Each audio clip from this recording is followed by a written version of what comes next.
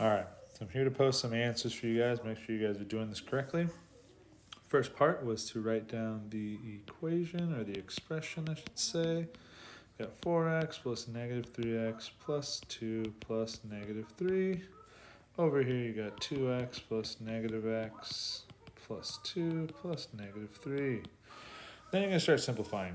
I'm going to do balance sets first because I think it's easier in this one. So we can take off this x and this x, and that x, this negative x, these two positive x,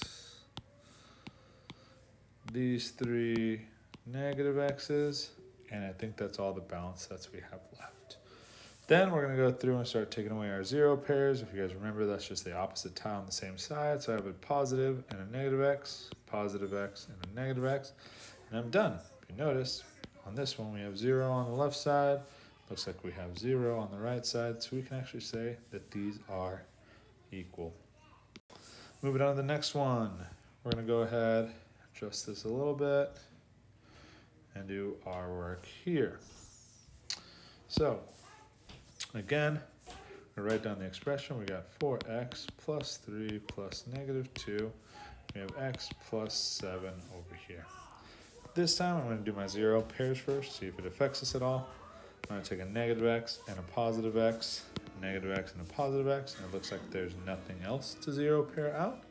So now we're looking at balance sets. Same tile, opposite sides. We got an x here and an x here, 1 here and a 1 here. It looks like we're done. Now we're left with 3x on one side and 6 on the other. You didn't do anything wrong. Today you're going to learn how do you make this true. Is there anything that I can plug in for x that would make mat A bigger? Is there anything I can do to make mat A smaller?